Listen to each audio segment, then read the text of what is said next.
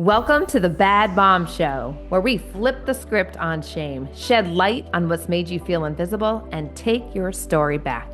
It is time to step into that bold, baddie mom you were created to be. Around here, BAD stands for blessed, already approved of, and divinely designed, because you are not a bad mom. You are a leader.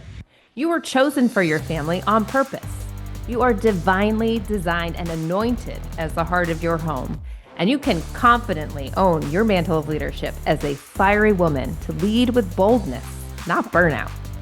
This is your space to reclaim the parts of your story that have felt like weaknesses and discover they were actually your superpowers all along. It is time to shine as a BAD mom. Are you with me? Let's go. Hey friend, and welcome back to the Bad Mom Show. I am Teresa Todd, your host, and around here you are bad, but in the best way, because you are blessed, already approved of, and divinely designed as the heart of your home. And I just want to say a happy Mother's Day, because we just celebrated Mother's Day here in America. Is this it? I don't even, now I'm thinking internationally, is it Mother's Day? We're just going to call it Mother's Day everywhere. Happy Mother's Day. Because I know the show actually airs internationally. So I'm speaking to you all you mamas. Happy Mother's Day. And I hope it was a special day. If your mama is not here and she's in heaven, I'm with you. I don't know if that stirs up emotions for you. It's funny. I sometimes don't realize that I'll have sort of some down or icky feelings around Mother's Day. And then I see someone buying a Mother's Day card and I realize oh, I don't have her to buy a card for. I could buy a card for my sister and I could buy a card for friends. But it's a little sad when you don't have your own mom to buy a Mother's Day card for, So if you're in that boat, in that camp, just want you to know you're not alone. I get it. And to give yourself grace, this episode is going to be about our moms and the mother-daughter relationship because, coming off Mother's Day, it kind of stirred that in me. But also, I just hosted a week in the heart of your home for the second time, spring session, and it was so good. If you were there, thank you again for being there. I hope you share with everybody your experience. You can attest to the fact that it was such a powerful day.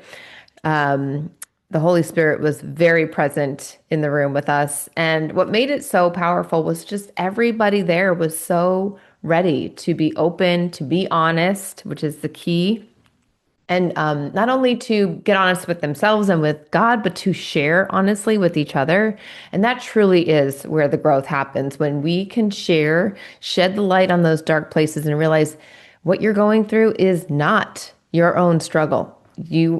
Everybody can relate in some respect, even if we don't have the same stories. The struggles, the feelings, the way it impacts us and our beliefs about ourselves, our relationships, our parenting, it is such a uniform thing. And the enemy would like nothing more than for you to believe that it's just you, for you to stay isolated. Don't share that thing. People are going to judge you or reject you. But it's in sharing our stories, in sharing where we get stuck or negative cycles, areas where we just can't seem to break through. That is when the breakthrough happens. And it happened in that room, and it was just such a beautiful time. We are definitely going to do it again. So if you missed it and you want to make it, let me know. Just shoot me a DM on Instagram at the Teresa Todd, and I'll be sure to get you on the wait list. It's already growing. The next session will most likely be in the fall. It definitely won't be before then. But that's what I'm aiming for. The date is not set yet. I've got a few things going on in the fall, so I just want to make sure, but definitely will be happening again. And stay tuned, because we're also going to be launching the Bad Mom Society, which I'm super excited about. I'll share more details about that soon too. But you want to be a part of that for sure, because you're here and you're a bad mom in the best way, right? So one of the things that came up a lot, and I feel like this comes up in conversations with friends, but definitely at the event, as we were kind of reflecting and going through our stories on places where we have gotten stuck, places in our stories where, you know, our beliefs about who we are in this world, our our abilities, um, our identity were, um, let's say, labeled incorrectly. They were like breaks in the flow of, God's goodness and grace and purpose that He has for your life, places where you get stuck. And one of those things that kept coming up in our conversation is this mother-daughter wound. And I realized we really do need to talk about this because I know that I have very personally been impacted by it. And if you're a mama with daughters, chances are you're feeling how this impacts your relationship with your own daughters. So, this is going to be a very real, a very honest conversation today. So, whatever you're doing, I hope you pay attention. If you can't well, you don't have to take notes. Take notes if you want to, but maybe even save it and come back to it again to listen to. And if this stirs up emotions in you, that's good.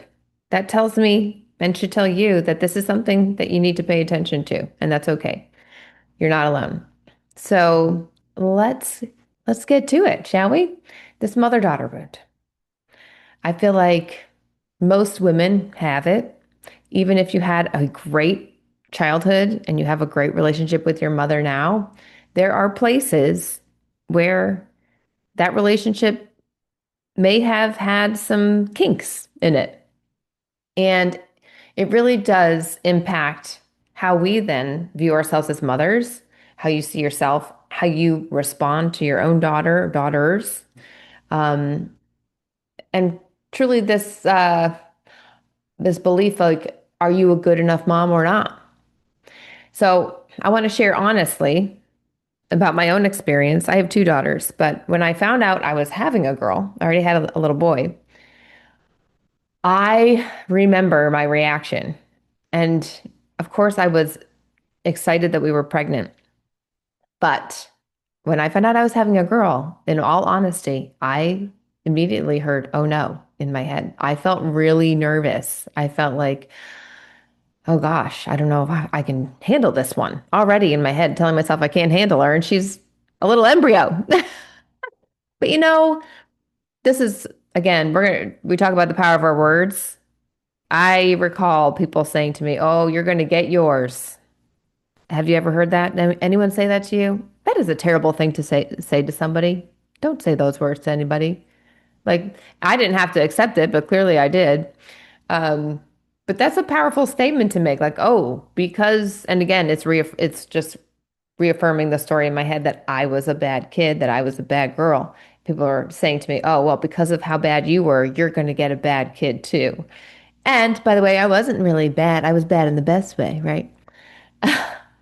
But when we grow up with this lie, this belief that, like, oh no, we were so bad, and then someone says, well, you're going to get yours, meaning like, okay, because now your kid's going to be just like that. It started my journey with my daughter based on a foundation of fear. I was afraid of her, what she was going to bring to the table, how she was going to challenge me, if I was going to be able to handle it. I was really afraid. And I truly, I have shared my story from stages. I don't know if you've heard it yet, but there was a part of me that truly didn't believe that I knew how to be a good mom. And certainly with a girl, it really felt like that just like upped the ante. And then she came into the world and of course adored her. I was I remember being very protective of her, and as we all are, as new moms, you're just like infatuated with this little baby. But I remember even as a young little girl, she had this sort of like bigger personality. She was very bubbly. Videos of her toddling around, she was kind of big with her emotions and like dancing around all the time. And she was very loud. Like her cry was very loud. Her sounds were just loud and expressive. She cried a lot as a baby, actually. She didn't like being alone. And when she was with me, even now, still, very clingy, like physically clingy, like holding on to me really tight. And as she's gotten older, those behaviors became really triggering to me. Her whining, her clinginess. It would literally cause like a visceral reaction in me. And um, I just, there's a moment I'm recalling. It's not a dramatic moment or anything, just a regular moment with kids, you know. She's upset about something, you know, the full thing, tears, the whining. She's, you know, expressing very big emotions about not getting what she wanted to get and just like a relentless begging. Now, granted, I know like we all reach our limit at a certain point with that, but just the whole thing. I just remember, you know, I don't know about you, but like two of your kids can present the same way. If one of mine had presented this, it would have bothered me, but I could still stay regulated and manage it and know how to manage it. But for this reason, for the reason we're talking about today, when she does that, and in this instance, when she was acting that way, instead of feeling compassion, I felt so irritated by her, like disproportionately irritated. And my response was a reaction. Like I wanted to shut that thing down. I wanted to take control of this situation and end it, right? And move us forward, but like with control, not with compassion. And I remember saying even things that I don't love that I said, like, stop being so dramatic. Why are you so whiny? I don't want to hear it anymore. That kind of stuff, just being really dismissive. And no, not my finest moment. Definitely not parenting 101. I would not suggest that. But I'm telling you because I want you to know that this is common. You are not the only one. Okay. We all have these moments. And I just remember, like, I could see her frustration. I knew she was upset. This clearly mattered to her very much. And I could see that she was hurt by my reaction, that I was so irritated. And I wasn't really taking her feelings into consideration. I was shutting it down. But I was so triggered that I really couldn't meet her where she needed to be. And I remember thinking afterwards, like, gosh, why does it bother me so much? Like, why do I react that way to her? Here's the key. What is wrong with me? Of course, bringing it back to me, right? That's very storied. So enter shame and condemnation. Let me know if you're following. And this is a very vicious cycle because you get triggered, you react in a way that you don't like. Now she's hurt. Now I feel guilty. And now the shame story comes in with the condemnation telling me that I'm a terrible mom. Look what you did. You're ruining your daughter. You're doing exactly what was, you know, done to you. You don't know how to be better than what you got. Um, and it just left me feeling really bad. And I know that she wasn't feeling really good. And the thing is, though, like, as this whole situation is going on, I remember looking at her and feeling like I understand how she's feeling. Like what her face was expressing, I was feeling it in my body, like in my heart. I could feel it. That hurt, that hurt that comes when you've been shut down, feeling misunderstood, right? Feeling like your voice doesn't matter, and then feeling really angry and frustrated about it because no one's listening, no one's taking your feelings into account. You feel like your needs don't matter. And this is your mom, right? This is the person that's supposed to want to care about what you care about and help you have your needs met and let you know that you matter. But the key here is that like I didn't just remember it in my head, I could feel it in my body because your body has memory. And it was real. It was a visceral response in my body. Like I could feel what she was feeling. And it made me so sad because the truth is, this moment was really highlighting that there's a wound in me that is not fully healed. This situation wasn't really about her, my reaction. It was about me. Now, we've talked about neuroscience on this show before. We'll always keep coming back to that. Because it matters so much that we really understand this. It's something that we have to just remind ourselves of because before you had words, you had a body and it was collecting sensory information about your safety in the world. Your brain's job is to keep you alive. It wants you to survive. So it's constantly taking in information as a baby, as a young child. Am I safe? Am I loved? Do I matter to my caretakers? Right? Are my needs met? How do they receive me? It all feeds our attachment styles. And this happens at such an early age that you don't even realize it. But now it's the filter that everything else in your life is put through because your brain uses the past. It recalls past experiences and that data that it logged to say, oh, wait, this is safe. This is danger. I don't like how that made me feel. I don't want to feel that way again. Okay, let's avoid that. Let's do something to avoid feeling that way. But it's become this lens that everything in the present and your beliefs about the future and other people is seen through. So it really does matter. So here I am. I'm feeling triggered. That's the warning signal. But I didn't take it as a warning signal. I reacted to it because I wanted to make it go away, right? So that's something that we have to pay attention to here. So what is it about this mother-daughter wound? Why is it so impactful? Well, let's talk about the different types of love we get from our parents. Um, a father's love, I did a little research and it says that it speaks to a girl's identity, while a mother's love speaks to her sense of self-worth, her lovability, and her security. A father's love often shapes a daughter's self-confidence. Obviously, it informs what you look for or avoid in future relationships, depending on the health of your relationship with your father. And with a mother, it shapes your sense of security. It provides a foundation for your emotional world.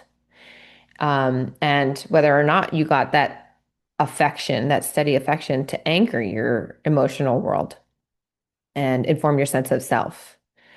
And this wound impacts us so deeply because it is attached to your earliest moments with your mother, your attachment style. And if there's trauma there, it's going to create different messaging in your brain about what is safe in a relationship and what is not. It creates that subconscious blueprint for your beliefs about who you are, your safety, your value in this world, and your worth. So if we don't slow down and get curious about these things, it's really easy for those patterns to crop up in your own parenting. And then comes the shame cycle because you hear yourself saying the things that you swore you never would say. You catch yourself doing the things you swore you would never do because it hurt you so badly. But here you are doing it to your own kids. And then you feel a lot of shame and condemnation and beat yourself up about it, right? And you don't talk about it because it's so shameful. Welcome to the party.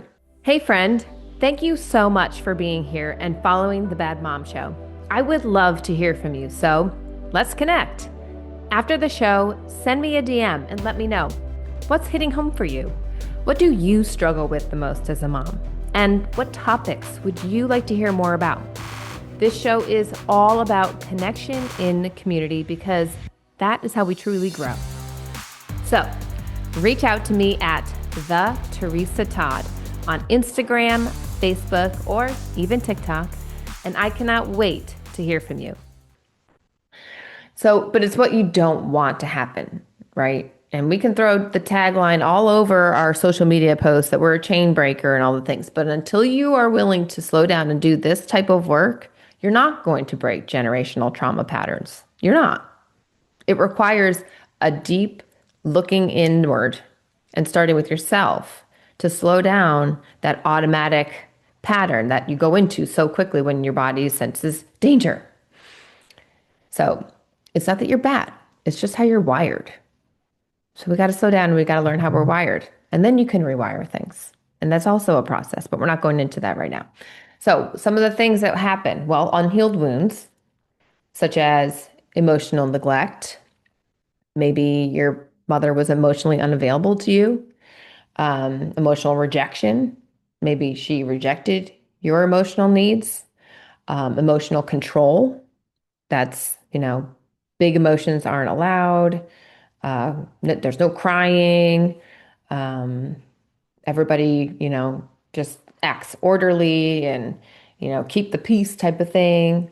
That can lead to generational trauma where you repeat the same sort of distant, harsh styles as you experienced.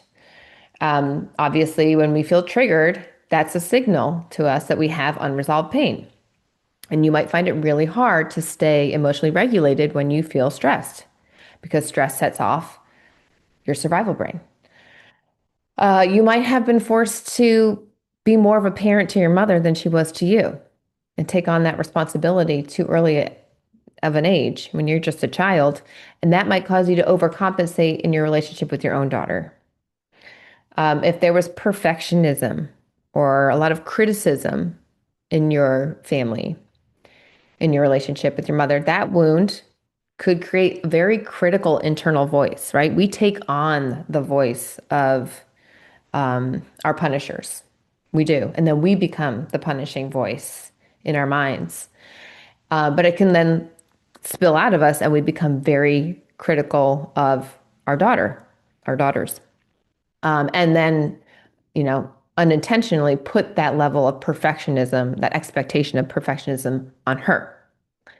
You might have felt pressure to behave in a certain way to ease your own mother's emotional struggles if she was really emotionally, um, you know, just unstable or unpredictable is probably a better word, unpredictable. Now, again, we're not talking about abuse in these situations.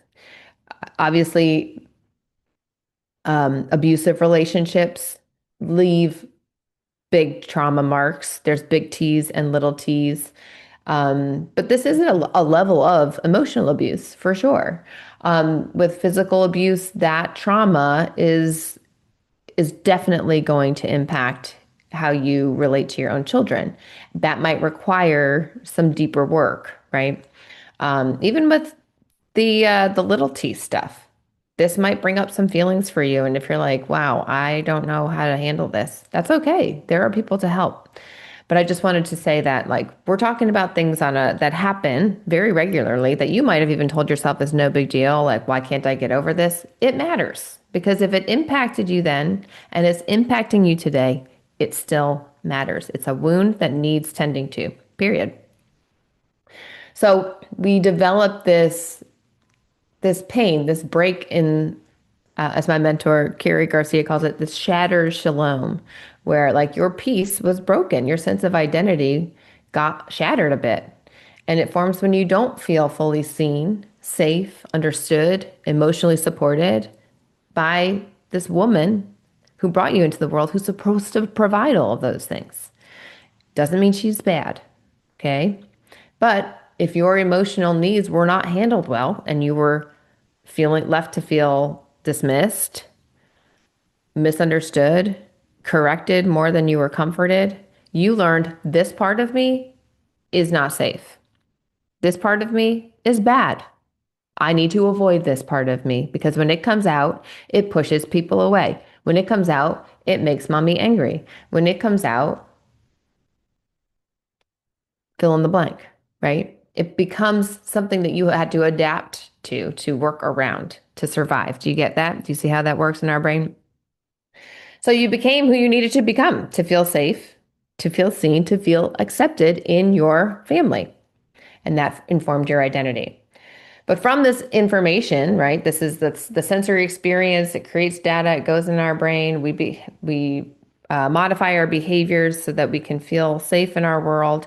We develop core beliefs about ourselves and the people around us. So you might have some beliefs about yourself today that still tell you, I am too much, or I'm never enough. You might feel like you have to tone it down in order to be lovable, that there's something too big about you. You might believe that your emotions are a problem or that you are the problem. You might tell yourself that you never get it right, that you always push people away, you always make people angry. Do you see how extreme these statements are? But they really do inform our beliefs. And then you start finding evidence of that all around you. It happens so quickly, I promise you. It's literally a 6-lane highway in your brain. And then it lives in your body. And then one day you have a little girl. And that sweet little girl expresses the very thing that you had to suppress. And what happens? You feel triggered. So back to the moment with my daughter. Again, she wasn't necessarily doing anything wrong, right? She was just being a kid. She was showing her feelings, but her emotions, her emotional expression hit something in me that was not met with compassion when I was a child. It did not signal safety or regulation. It was labeled bad. It got shut down, right? It got dismissed or ignored or controlled. So in that moment, my body was sensing danger. And my reaction was not about her behavior. It was about my pain. It was about that unhealed wound in me because of the information that my body had stored to keep me safe. My big emotions are not safe. They need to be controlled. That was the message. So I tried to control her because it was making me feel danger, danger. I felt uncomfortable. I felt dysregulated. And that's why slowing down and understanding the roots of your reactions and the emotions of the story behind that behavior, whether you yell or you dismiss it, um, or you emotionally just like become distant, is so important. Because if we don't, not only do we go down the same pattern, but then there's that condemnation, that shame cycle, and it is so vicious and it truly does eat away at your soul. It is such a punishment, a self-inflicted punishment, and you cannot break out of that cycle without this awareness. So, looking at how that wound shapes you as a mother, it doesn't only inform your beliefs about yourself, but it informs your beliefs about yourself as a mom, right? So, you might hear things in your mind that say, I can't handle big emotions, or I don't know how to handle my daughter. If my child is struggling, it must mean that I'm failing, or that you have to keep everything under control. You have to keep the peace. So, you find yourself overcorrecting her or correcting her really quickly instead of giving her some space to figure things out on her own. You might find yourself feeling really overwhelmed by her very easily, more easily than your other kids. You might second guess yourself all the time about how to handle situations with her, how to communicate with her, how to be the compassionate, kind, loving mother you want to be. And then, of course, the worst is believing that you are bad if you don't learn how to control yourself. That is very storied, very storied. It says that you still believe that you are the problem, that you are bad. And that's simply not true. That's a story, and it's something that you can change. So, what do we do? How do we change this pattern? Well, I'll tell you what, it's not. It's not a one and done. It does start with awareness, and it starts with curiosity and compassion. But the next time my daughter had a big reaction, I had to pause. And instead of asking myself the question that was coming so quickly, what's wrong with her? Why is she like this? I asked, what is going on in me? What is this bringing up in me right now? And you might have to leave the room to do this. That is okay. But I felt it when I removed myself from the situation and can say, okay, like something else is going on here. What is this stirring up in me right now? I felt that younger version of me, the one that felt misunderstood and helpless, desperate for someone to see her and love her, who learned that getting loud and getting big was one way to get attention, sure, or to shut it down and bottle it up, because if you don't, it's going to be met with harshness. I felt the fear, her fear. And that fear was influencing how I was responding to my daughter because I didn't want her to go through the same thing. I was afraid of her experiencing the same thing. Isn't that wild? But that's how powerful our stories are. And again, it's how we're wired. You know, God knew what he was doing. But we must slow down and check the root of these stories, because then it allowed me to have some compassion for myself and for my daughter. So instead of correcting her or shutting her down, I took a break, a beat, took some breaths. And I literally heard the Holy Spirit remind me, Teresa, she's not you. And you are not your mom. And that really broke me broke me open in a good way. And the same thing is true about you. You are not your mother, and your daughter is not little you. She is her own person. You are your own person. Yes, you have a story, but that story does not define who you are today, and it does not define your abilities and capabilities as a mother into the future, right? You get to choose now. And it's not from a place of resentment or bitterness or offense or unforgiveness. We can't grow and move forward with that in our hearts. That is something we will tend to. But you have to have compassion and awareness that, yeah, those things did happen. And it's okay to be mad about it. It's okay to be sad about it. And now, how are you going to give yourself what you needed because you're in charge now and not take that pain out on your family? See, when we get triggered, a lot of times we look at our child, our daughter in this case, as our enemy, right? She's the problem. She's doing this to me. But she's not your problem. She's not the enemy. She's actually being a teacher to you. She's showing you something right now that your body is saying, I need you to pay attention over here. This is triggering danger because there's something that's not healed. So when you pause instead of reacting and you get curious instead of judging yourself, you can respond without trying to control it. And even if it doesn't go perfectly, because it's not going to, you are changing. You are changing the cycle. You are breaking the patterns. And you're going to teach your daughter something new.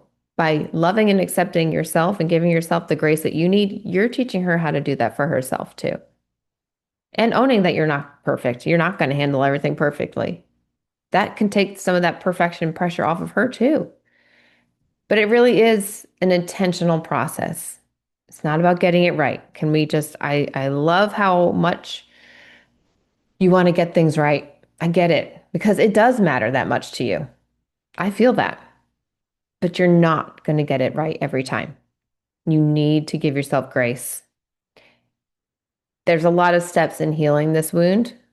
It's very intentional. We talked about some of it, but it comes with slowing down, hearing your body, and instead of reacting, slowing down to get curious, right? Acknowledge that, yeah, there's still some emotional pain here. And then get curious about where it comes from. And once you realize where it comes from, can you give yourself compassion for the way things went, even for your mother? You know, people say our parents did the best they could. Maybe. I don't know. Maybe not. But that doesn't matter anymore. You can give yourself the compassion you needed.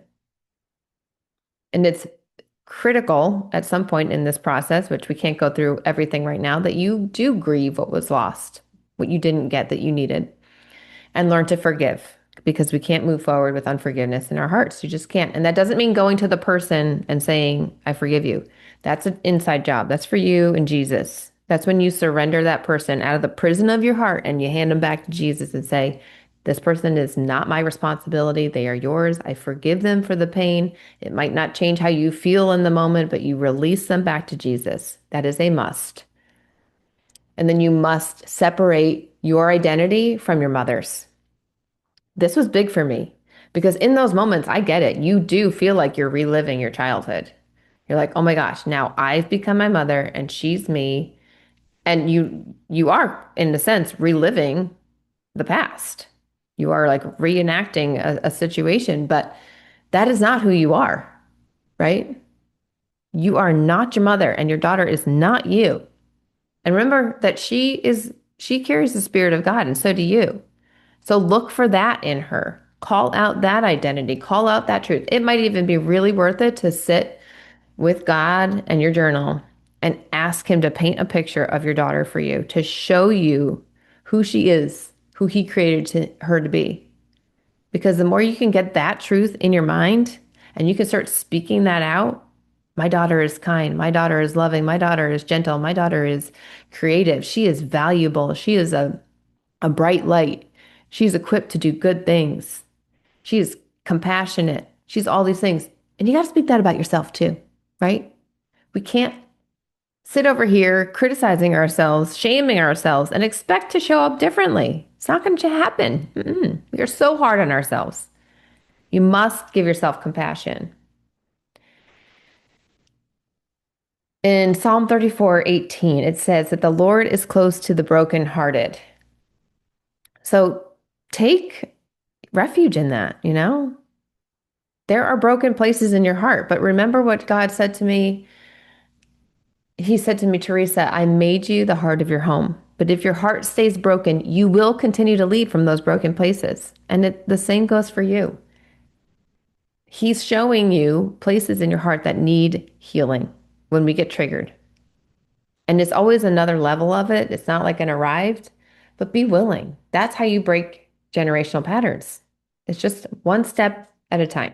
And he will guide you. You don't have to know how to be the perfect parent for your daughter. He knows. In those moments when you slow down, ask him, how could I handle this differently? Show me, give me wisdom, give me the words to speak to her. We always ask for patience and we get lots of opportunities to be patient.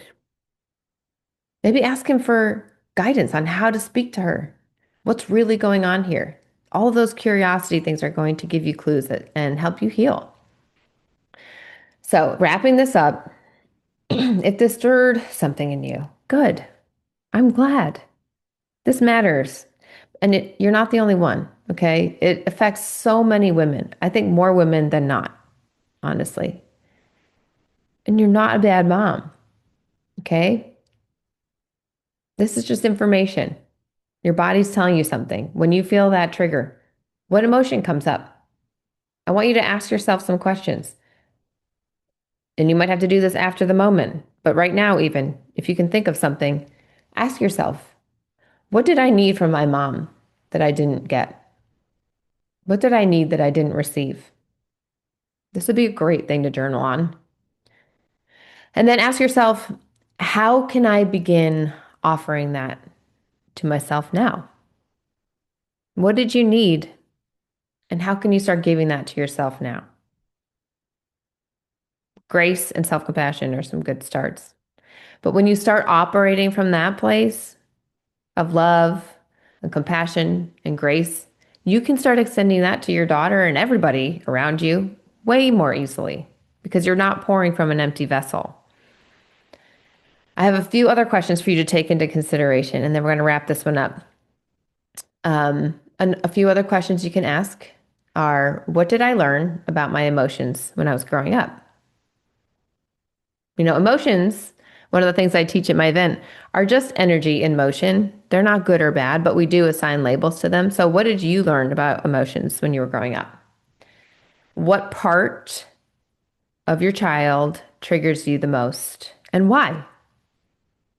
Again, we were talking about the mother-daughter wound here, but if there's a son that you have this with, apply that question there too.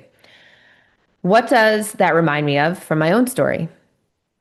Like I shared, I was definitely projecting things onto my daughter. I felt like I was my mom. I felt like she was like me, and I was treating her the same way. What does it remind you of from your story? And what did I need then that I can begin to give myself now? Those are some great questions to get curious about. And it most likely will bring up some emotion for you. And that's a good thing. Let it out. Most importantly, though, just know that you are not a bad mom. You are not alone. And I really hope this episode spoke to you in a very personal way and helped you. Definitely save it. Definitely send it to a friend. I know you know somebody that needs to hear it. And let me know how it lands with you. If anything comes up for you, I'd love to know. You can shoot me a DM.